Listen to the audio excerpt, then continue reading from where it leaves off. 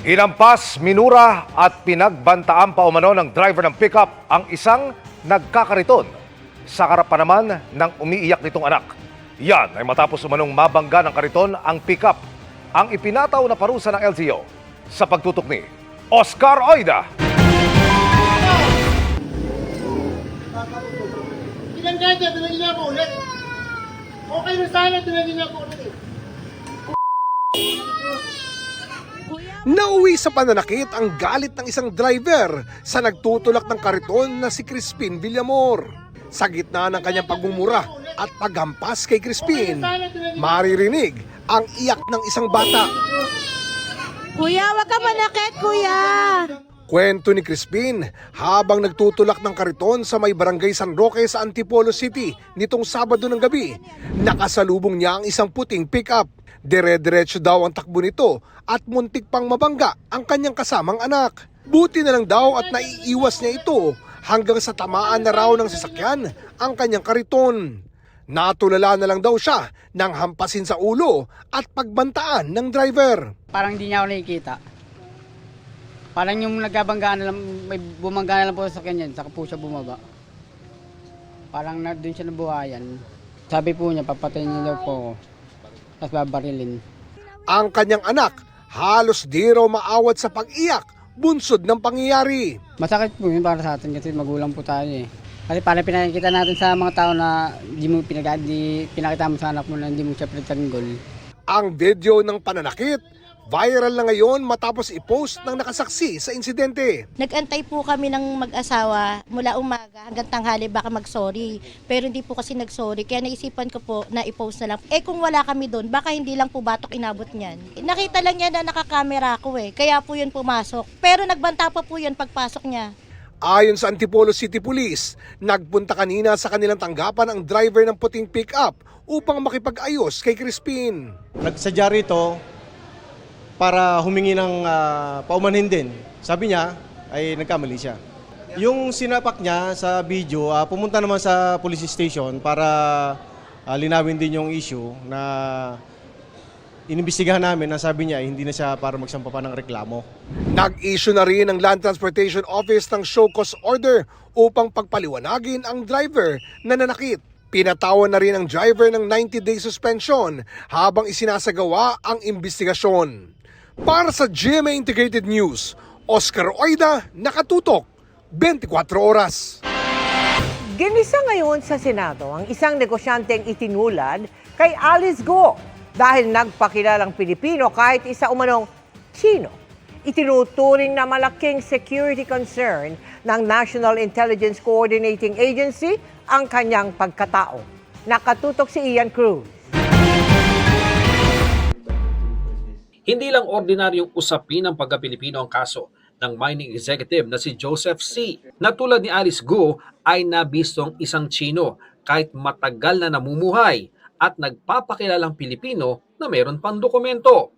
Ayon yan sa direktor ng National Intelligence Coordinating Agency o NICA. The case of Joseph C., Madam Chair, presents a potential national security considerations that warrant close and sustained attention. Hindi na idinitalye sa pagdinig pero bibigyan ng NICA ng briefing ang Senado ukol sa pagkatao ni C. Sa pagharap sa Subcommittee on Justice and Human Rights ng Senado, inusisa ni Senador Risa Ontiveros si C kung paano siya naging Pilipino. So, Mr. C,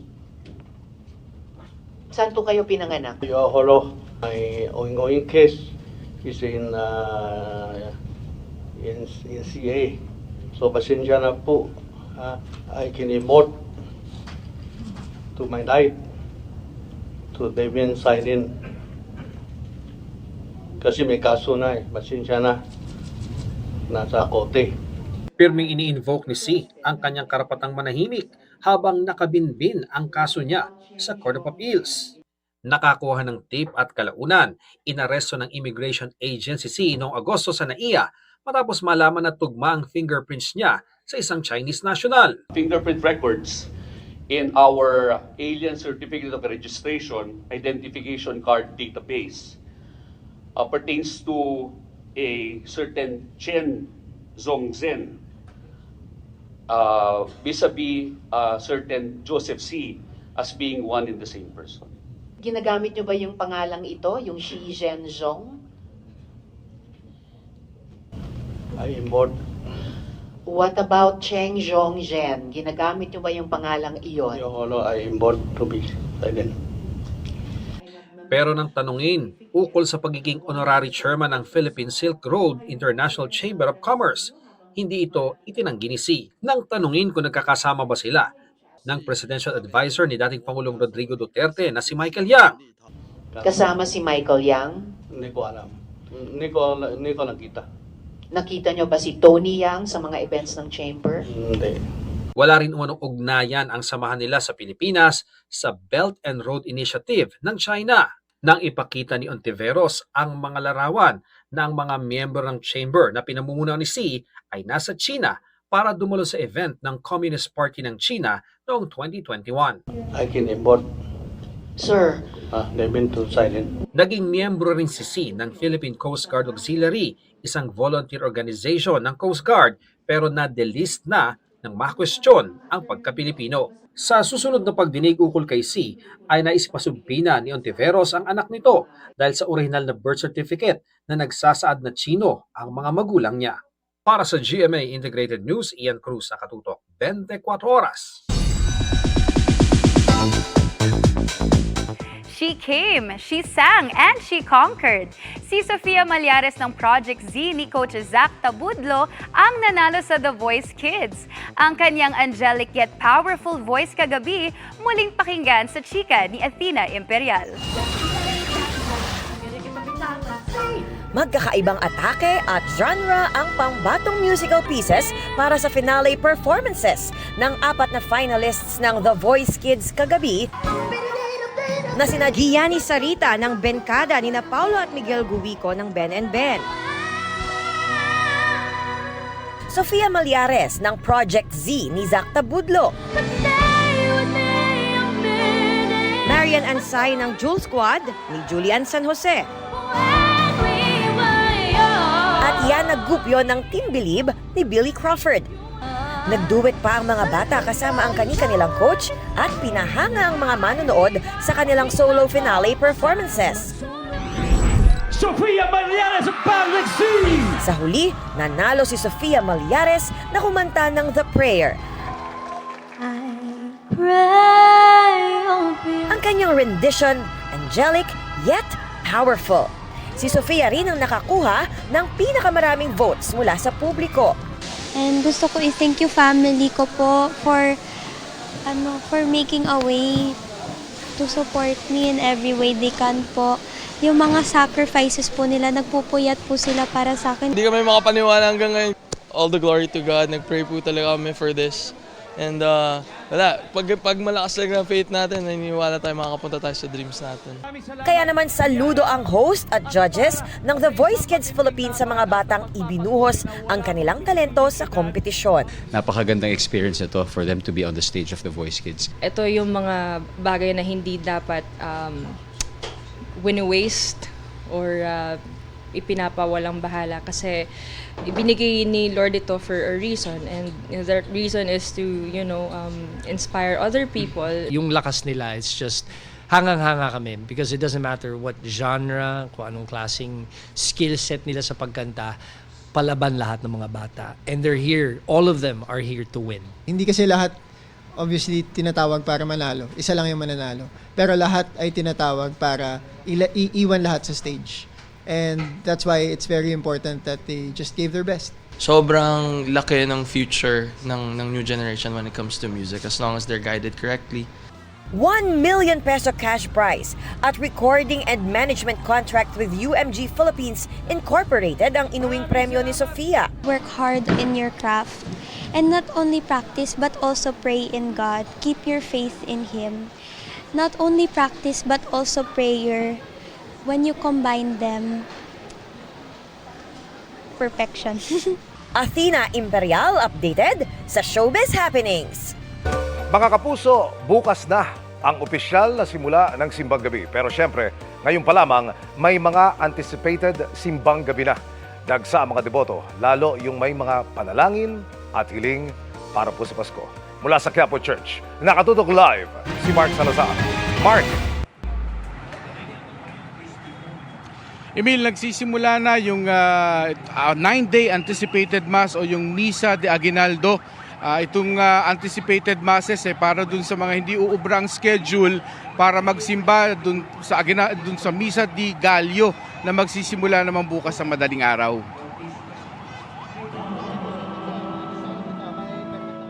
Bukod sa pista ng itim na poong Nazareno tuwing Enero, karaniwang dumadagsa tuwing unang Biyernes ng buwan ang mga deboto sa Minor Basilica and National Shrine of Jesus Nazareno sa Quiapo, Maynila. Kalakip ng malalim na debosyon at pananampalataya ng mga deboto ang panalangin matupad ang kanilang hiling, personal man o para sa kapwa. Pero para sa mga debotong dumalo sa unang anticipated Mass sa Quiapo, extra special kung makukumpleto ang 9 na araw ng simbang gabi. Sa paniwalang matutupad daw ang anumang wish mo kung magawa mo ito. Ganyan din ang paniwala ng ilang magsisimba sa St. Peter Parish sa Commonwealth, Quezon City, na inabutan namin kanina na binibihisa na Pampasko bilang paghahanda rin sa anticipated masses. Karamihan ng dasal ng nakausap namin ay para sa pamilya bago ang sarili. Na maging maayos yung pamumuhay namin sa buong pamilya namin, and then lalo-lalo na po yung health po ng magulang namin. Lalong-lalo na po yung ate ko po. May bago po siyang journey sa ibang lugar naman po. Sa sarili, ang maging RMT po, medtech po. Pero hindi naman kailangang may misa para bumulong sa Diyos ang mga parishioner. Si Luz Corpus nagsadya sa St. Peter Parish para ipagpasalamat na tapos na ang kalbaryo ng kanyang asawa. Maayos ang kanyang paglisan. Although there are some konting nahirapan siya sa dialysis, but eventually I know he is now with the Lord. And I thank the Lord for that. My husband came back to the Lord kasi hindi siya pala simba, but eventually nung na. Walang malaki o maliit na dasal dahil iba't iba ang hamon ng tao. Pag stress po sa mga homework po, seat work, ganyan po, lagi po akong humihingi ng gabay, ng tulong kay Lord. At binibigyan naman po niya sa akin yung mga hinihiniling ko po.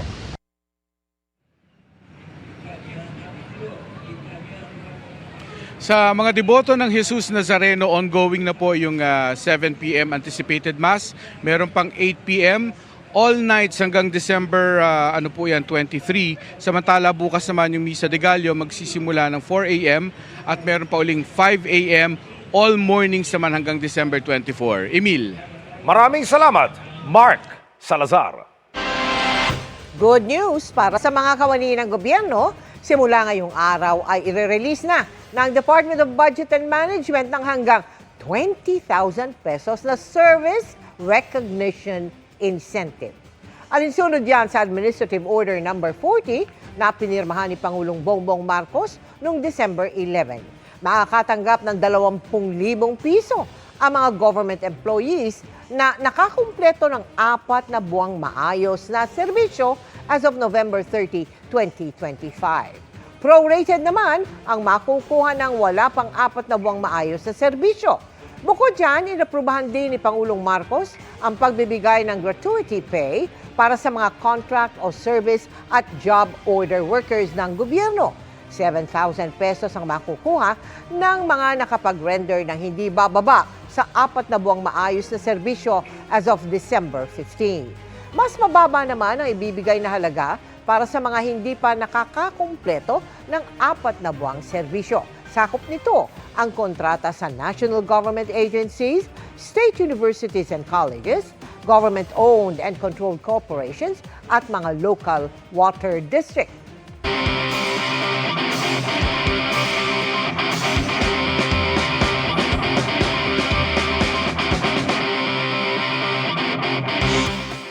Sa part 2 ng ating innovation na makakatulong sa rehabilitasyon ng Pasig River, tampok naman natin ang isang digital software. Kaya nitong mag-track ng plastic at mag-monitor ng solid waste sa mga daluyan ng tubig. Tara, let's change the game! Nagsimula sa isang hamon, na magkaroon ng digital software na kayang mag-track ng plastic sa kahabaan ng 27-kilometer Pasig River. Yung pwede ring mag-monitor ng dumadaloy na solid waste sa ilog para mas madaling matukoy ang pollution hotspots at mapag-aralan ang pinakamainam na intervention sa problema ng basura. Lahat yan in real time. ADB ran a challenge to build a proof of concept, a digital twin that would monitor plastic waste in Pasig River, which could then be left with DNR, in this case, where they could take it forward. The aim is to get rid of the plastic from the river entirely. Ang resulta, ang Pasig River Plastic Waste Digital Twin, developed by Arup, an engineering and design firm. Malaki ang naging papel ng artificial intelligence sa pagbuo ng software. We're using cameras to take video of the river, and then we can use the AI to work out what sort of plastic is it in the river, and then monitor how much of it there is, and where it's moving through the river systems. Bukod sa tracking system, kaya ring masukat ng software ang ilang mahalagang river parameters. This is the platform that we have developed to actually monitor how the plastics in Pasig River can be tracked, and how can we actually report the status of this plastics flow in the Pasig River. So what you see on this screen, this is the segment of San Juan River, and you can see that the waste plastics are really accumulating at this segment. Then there's a camera analytics that is working behind, and overlaying that with the hydrography or the hydrodynamics. The hydrodynamics, it shows the movement, the water velocity.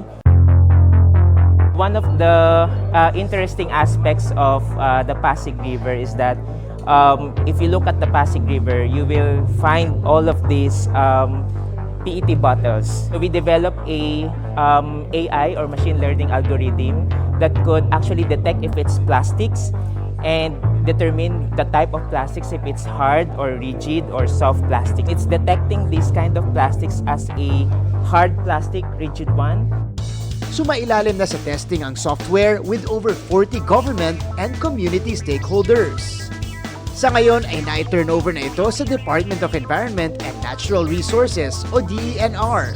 Data is power. This is the value that the digital twin creates. This initiative is a significant step forward for our country in tackling plastic pollution. A game-changing innovation for Pasig River's plastic pollution mitigation. Para sa GMA Integrated News, ako si Martin Navier. Changing the game! Sakto ngayong huling payday bago magpasko, sinamantala na ng ilan ang pamimili ng mga panregalo at pang Noche Buena sa Divisoria. Nakatutok doon live si Mariz Zumali. Mariz! Emil, mahirap man ang buhay sa ngayon, hahanap at hahanap pa rin ang paraan ng ating mga kababayan na gawing espesyal ang ating Pasko. Kaya naman perfect, no? At sumakto nga ngayong payday at meron na uling pambili ang ating mga kababayan para sa kanilang mga panregalo, sa kanilang mga mahal sa buhay at gayon din ang kanilang pang Noche Buena. Hindi napigilan ng malakas na ulan at maputik na kalsada ang mga kababayan nating mamili pa rin dito sa Divisoria. Gaya ni Beatrice, na pagkasweldo ngayong araw ay dumayo agad sa Divisoria kasama ang asawa ring teacher para mamili na ng panregalo sa mga anak. Mas priority talaga yung kids kasi 'di ba Christmas is for kids talaga. Gusto namin silang bigyan ng memory na kapag Christmas special. Yun nga lang, di raw muna nila maisisingit ang pang Noche Buena ngayong araw. Kasi syempre, yung Christmas kasi special. So sana kahit papaano, 'di ba, yung handa, pwede naman 'yun pero hindi siya ganoon hindi siya maging special. Hindi man swelduhan, sinamantala rin ng mga negosyanteng sina Donna at Rose Ann na mamili na rin ng mga panregalo ngayong araw. At ang mga patok daw na panregalo sa tingin nila, damit at laruan. Mas magagamit nila ng matagal, ganyan. Mas mura po at saka mas maraming pamimilian. Yan hinahanap ng mga bata Apo. Mga laro-laruan lang po. Kutsi-kutsiyan, ganyan, baril-barilan. Sa mga iba pa po, mga damit, mga pangbata. Yan. Ayon sa mga tindera, patok ngayong taon dito sa Divisoria ang mga pink nails, padlock, notebook, cute bags, mugs at tumblers, espada, mga kotse, at syempre di mawawala ang mga damit. Yung mga bata mahilig sa mga bagong damit, pag meron silang bagong damit, parang masaya na sila. Pero yung iba, laruan. Sa isang grocery store naman, puno na rin ng mga namimili ng pang Noche Buena pati ng mga pang Christmas party. Gaya ni Paul na namakyaw na ng mga sangkap sa spaghetti, macaroni salad at pati mga tsokolating pambigay daw sa mga bata. Luluwas daw kasi galing Isabela ang ilan nilang mga kaanak, kaya talagang nais niyang gawing espesyal ang handa. Tignan natin yung bright side ng hindi puro problema dapat. Siyempre para masaya naman, papaano, pag puro problema, stress lang yan pagdating ng New Year, dapat masaya tayo. Si Lilia naman bukod sa ayaw ng siksikan, may isa pa raw siyang iniiwasan. Baka magtaas and at the same time yung bulk of bibili, syempre mahaba na yung pila.